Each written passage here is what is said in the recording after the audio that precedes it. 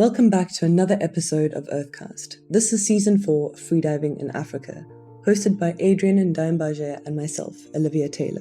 Today we have the privilege of interviewing Muhamago Gomate, a Mozambican composer and sound artist, known for merging traditional Mozambican folklore with electronic music, using instruments such as the mbira and field recordings. His work highlights the connection between sound and geography, including innovative uses of tools like ArcGIS. Muhamago is a passionate conservationist and collaborates with Ngorongosa National Park, creating soundscapes inspired by its landscapes and communities to promote biodiversity and sustainable development. Muha is also a key member of Kumlango, an Afrofuturistic project. He has participated in the Compose Yourself Lab in partnership with the National Geographic Society, further advancing his mission of storytelling through music. Thank you for being here today.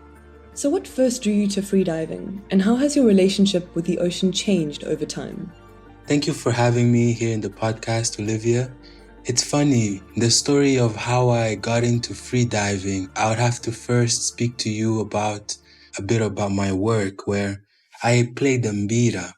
And the mbira is this beautiful folkloric instrument that exists here in Southern Africa. All the countries where the Zambezi River flows through, you have a variation of the mbira.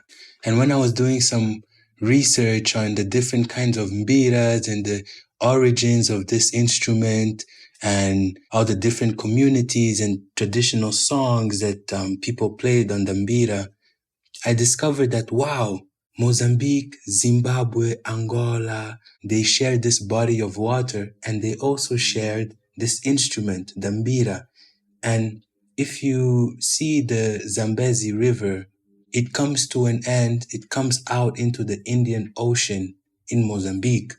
So I was like, wow, I wonder what mbira is under the sea. I want to go under to see if I can find a mbira there. Did the Zambezi River spit out a mbira as well beneath the ocean? So that was kind of how I started diving. And it wasn't necessarily free diving. I started scuba diving actually. But yeah, what first took me beneath the ocean is my connection to sound and finding and looking for the origins and telling the story of the mbira, which luckily took me into a whole new environment of rhythm, a whole new way of listening, a whole new perception of sound, and a whole new relationship with the ocean. Before, I was much more comfortable kind of like flirting and kind of having like appreciating the ocean from a distance. As a Mozambican, our relationship to the ocean is always there, but I didn't really know that I could be so intimate with these bodies of water. So right now it feels like my relationship with the ocean is like an intimate conversation where I'm getting to know myself and this wonderful ecosystem. So cool that you play that. I've been listening to Thomas Mapfumo and Stella Chiwesh, Zimbabwean artists for years, and I love their music. So, and when did you first pick up the mbira? So that's another story. I've been making music for a really long time, for as long as I can remember myself. My dad is a musician. I grew up around music. But growing up, I was more interested in making sounds and collecting them. And I had a little recorder where I used to collect sounds. And I started making electronic music from a very young age. And then during COVID or a bit before COVID, I lost my dad in that period. And in that period, I also kind of stopped making music for some time. And the mbira was my trusty friend and companion. And I learned to play the instrument in this moment, this very sad moment. I had picked it up before, but I think during lockdown, I really dived deep into learning to play the traditional songs and researching the traditional artists. One of my favorite artists is Stella Chiwesh, but also Shiwoniso Marare. I can play a lot of her songs. So the mbira came into my life through a friend. I came back to Mozambique and I learned how to build my first mbira. in a workshop that lasted about a month or so, where I would go to his workshop and we would just chill and listen to mbira music and all kinds of music. And slowly by slowly, I started hammering the mbira keys. So I learned to play on an instrument that I built myself. That was very significant in building my connection with the instrument. And ever since then, I kind of never stopped playing. I have mbira with me everywhere I go, and I have many mbiras, and I continue to learn about the instrument and the music till this day. What an incredible connection to your father. What a sad story, heartbreaking, but I think it's magnificent that you were able to pick that up and get closer to him through music.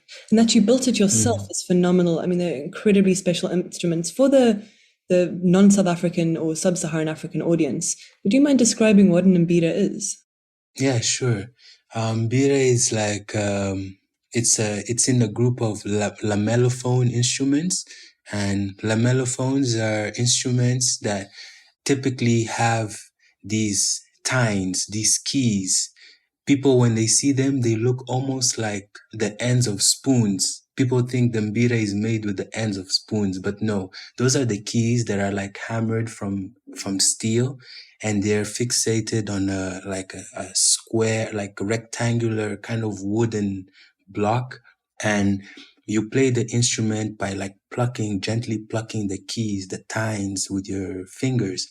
It looks a lot like a kalimba. That's kind of like the westernized version of the mbira, but the concept of how the sound is produced and kind of how it looks originally comes from the mbira.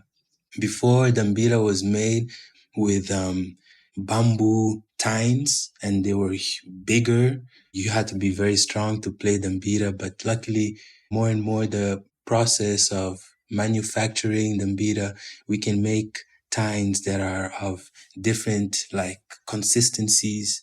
The thicker the tine is, the bassier and the more low sound you get. And the thinner it is, you get the high-pitched mbiras. So yeah, that's kind of like what a mbira is.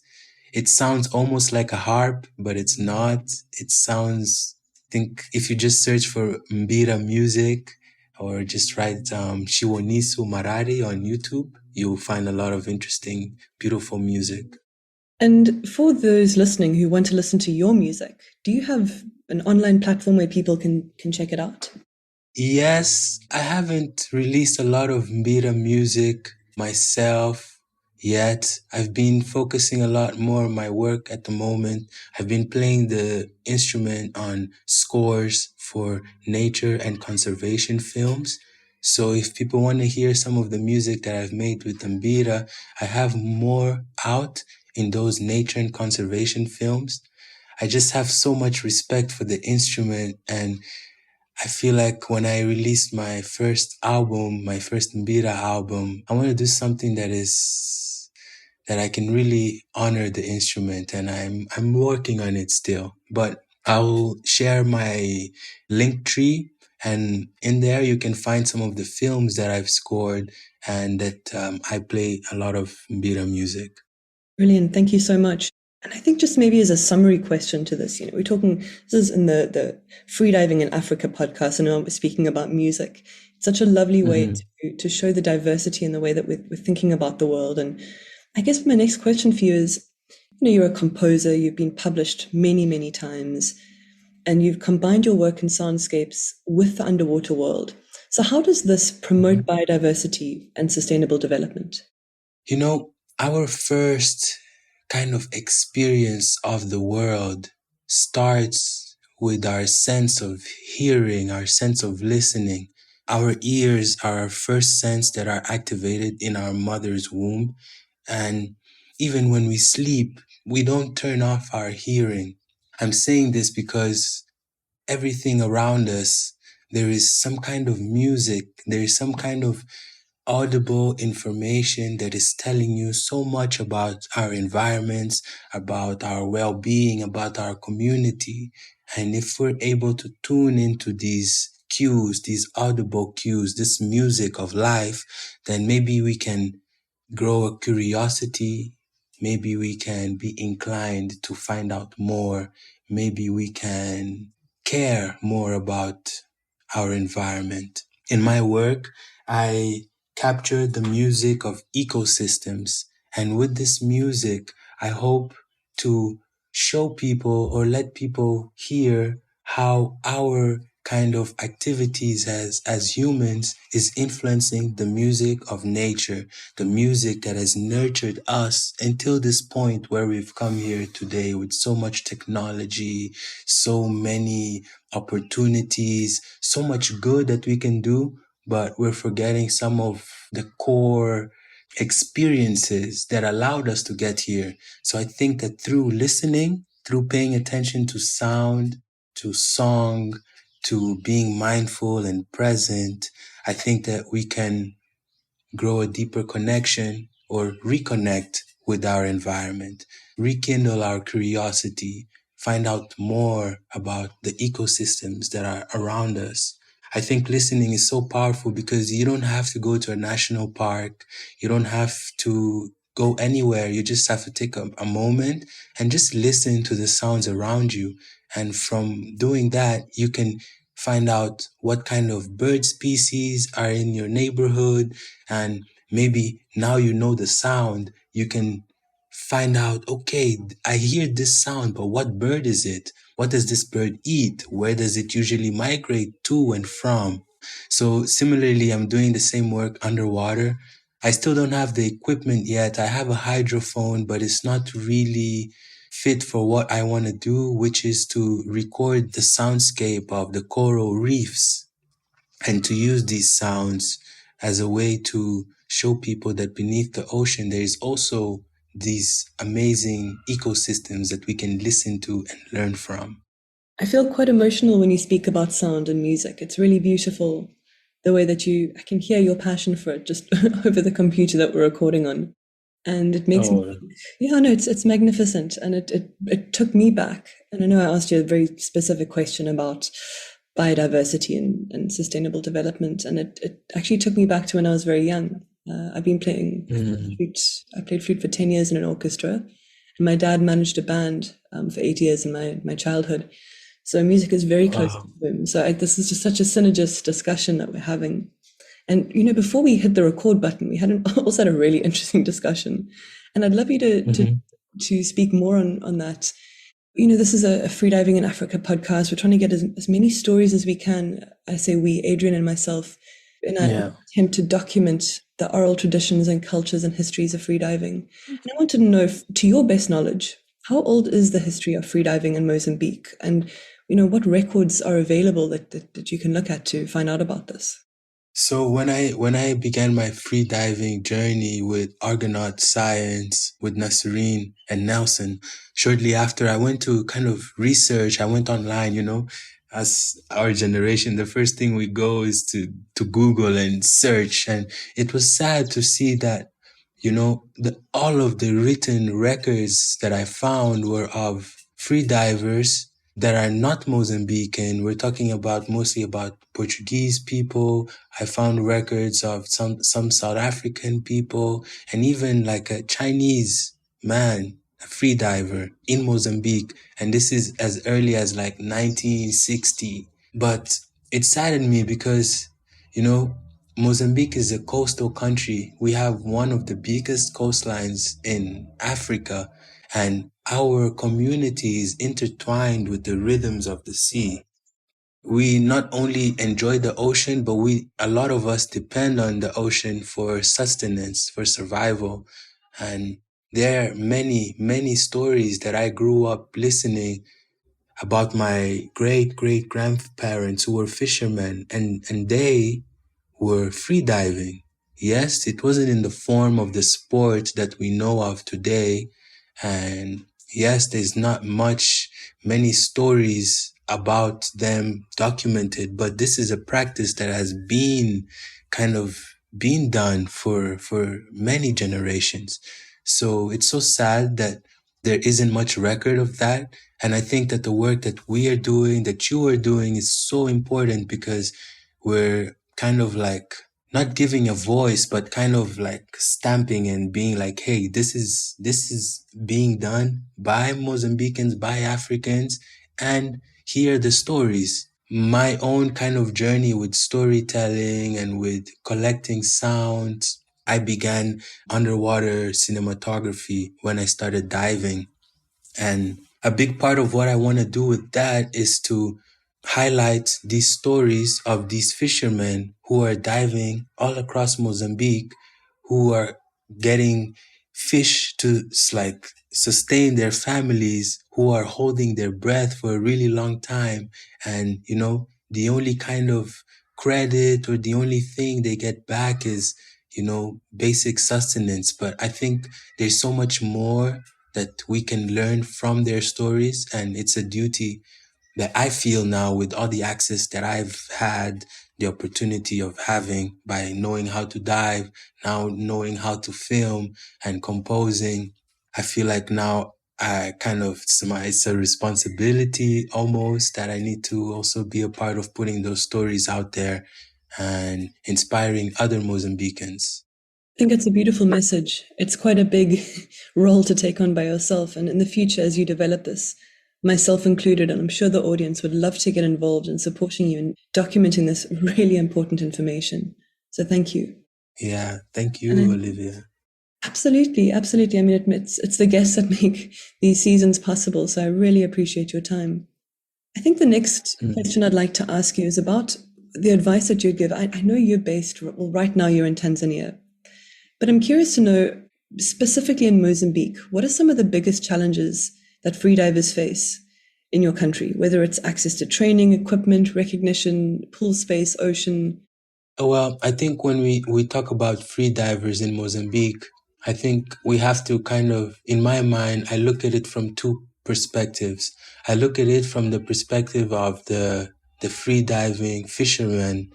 And I think for them, there is a lot more that could be done in terms of safety training, in terms of community building and kind of like reinforcing their rights and safety in being out at sea. I'm sure they are already very kind of knowledgeable in freediving, but I think we could do more to keep people, you know, safer. I think also in terms of having access to proper diving equipment, proper fishing equipment, I think could make their lives a bit easier. But there's also a different group of people, which are the people who are not yet free divers, but want to free dive. And I think there's a huge potential there. The more people we get involved that are not necessarily fishermen, but that are maybe storytellers, that are entrepreneurs, that are scientists, that are in all walks of life, I think we all need to kind of nurture this access to the ocean. And I feel like in this kind of section of the freediving community in Mozambique, we need to grow the community. We need to have groups where we can just get together and be in the water, maybe go snorkeling, maybe get training on some basic freediving techniques. There's so many cities along Mozambique that could benefit from having like a little freediving hub, a little freediving community where people could get together and kind of grow and share information.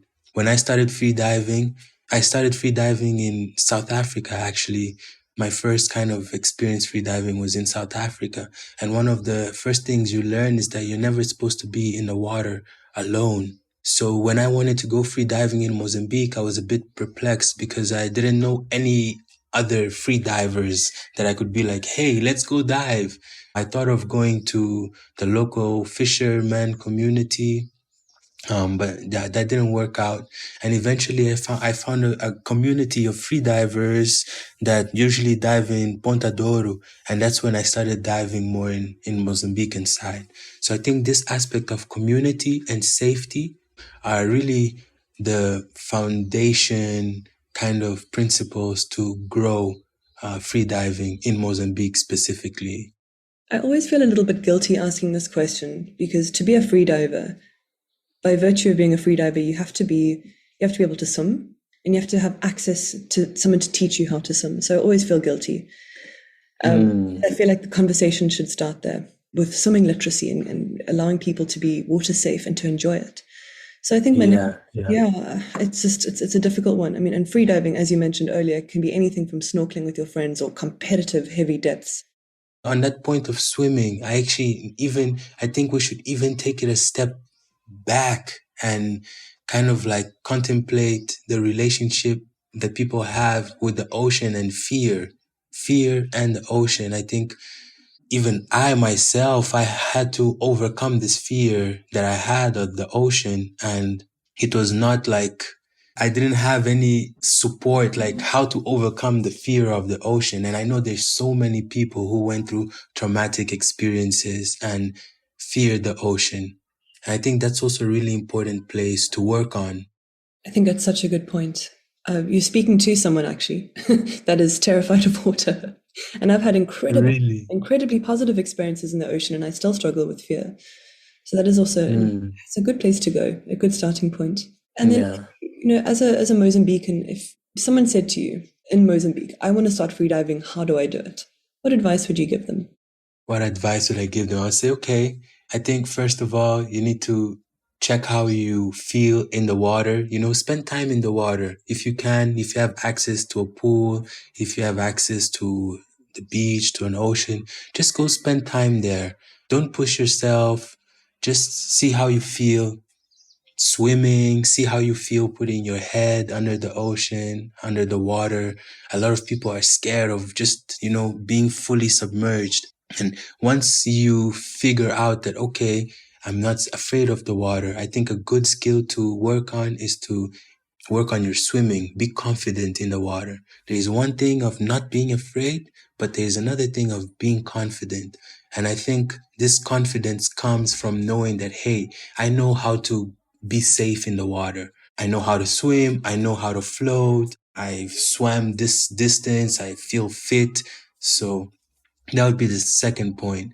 The third thing I would recommend is to find a community, find someone who already free dives and go ask them to teach you, ask to spend time with them. If you know fishermen, ask them to take you out at sea and just see how they fish.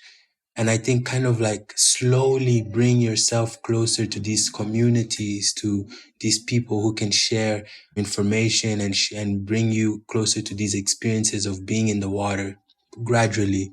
And then finally, I think it would be, if you can, do like a free diving course. I think that's invaluable.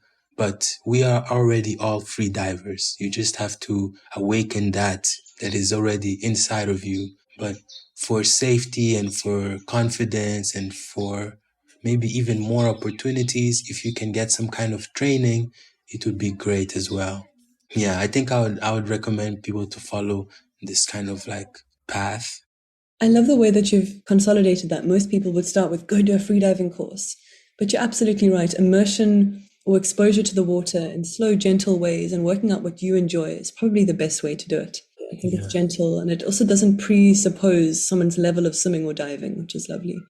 I think like if you don't have so much experience with the ocean and then you're like, oh, today I'm going to go and take a free diving course, I think it can be quite overwhelming. You need to now suddenly practice your breath hold, and you need to figure out how to equalize, and you're like figuring out also like being comfortable in the water. And these courses are done over like a few days. So I think it can be really, it can be a lot to process in a short period of time.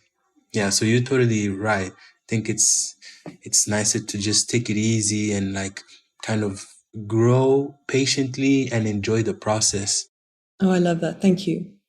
And now, just so that we hit the theme of this episode, I've got to ask you this question.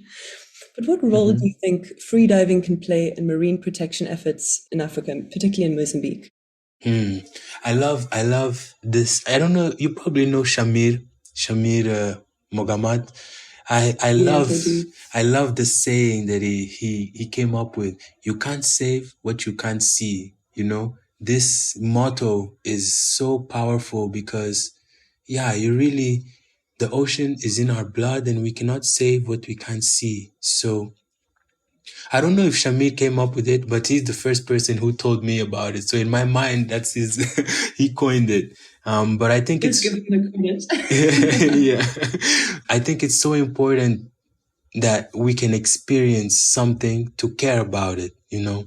It's so sad. There is a lot of illegal fishing. There is a lot of coral whitening just in the Maputo Bay. But how will people ever learn to care about these ecosystems if they've never had an experience of them? There are so many marine biologists in Mozambique that haven't had a chance to free dive, haven't had a chance to dive at all. So how can they further their work? How can we become leaders in our efforts if we don't have access to the things that we're studying? So I think free diving is super important to bridge that gap, that experience gap, that information gap. And it's available to all of us. You know, the ocean is there. You just need a bit of knowledge, a bit of experience, and then you're there. You can go experience the ocean. You can go learn about the ocean. You can go and allow yourself to be inspired and allow yourself to learn, you know? So I think freediving has a huge potential in not only conservation, but also self-development, because the planet is the way that it is as a reflection of how a lot of us are inside. We tend to think of like Earth as one ecosystem, and then each of us, you know, as humans, we are another ecosystem, but we are all part of the same living being. This Earth, we are part of the Earth. So if the Earth is showing signs that it's not doing well, it also, I think it mirrors what is happening with us on an internal level and maybe on an individual level to different degrees between all of us. But I think that the ocean can bring this internal healing as well, that is much necessary to heal our planet externally. Everything you say is giving me goosebumps. You're magical. Thank you. Oh, no, thank you, Olivia. So beautiful. And I'm really sad. I've only got one more question to ask you. I don't want to stop speaking. Unfortunately, our time together is coming to an end. And for the listeners, if you want to follow more of Muha's work, you can find him on Instagram at MUHAMAGO, Muhamago _ And that's where you can find more of Muha's work. So that's where you must go. And now for the last question. We've spoken about a lot of topics, but given your expertise, what question should I have asked you? Given my expertise, I think you should have asked me about my fear and relationship to the ocean. What's my fear story? Do I have one? Do I not have a fear story? Oh, please do tell. To dive for the first time, I was so certain that this was my day, that I was going to finally leave Earth. And I told myself, well, if I'm going to die like this, I rather die trying to overcome this fear, but I don't want to live with this fear anymore. When I was maybe like 8 years old, I was, in Mozambique, we spend all of our holidays, our hot summers by a beach, any one of the beaches that we have in the country. And this particular holiday, it was the first time that I was going to Shai Shai Beach with my family. Shai Shai is a particular kind of beach. It's a long sandy beach, and then the coast starts and the water is fairly shallow. And then there at the end, there's some rocks. And, I had been spending my whole life with the ocean. Like I was never scared of the ocean, and I could swim. So I was like, let me just go. I want to go to a place where I can actually swim, But what I didn't know is that the ocean is not the same everywhere. In Mozambique, in Maputo, where I'm used to going to the beach, it's a bay, it's a little bahia, and it's fairly safe. But there in Shai Shai, it's not a bahia. And behind those rocks, and in front of the rocks, there was a current that went and took the water almost like in this canal into open water. And I had never experienced this rip current. I I started drowning. I was panicking. I started swimming for my life there, like just, I was, the water was taking me. And I don't know how. There was someone there, a young gentleman. He must have been like maybe in his teens. I was maybe 8 years old at this time. And this person saved my life. If it weren't for them, I don't think I would be here speaking to you today.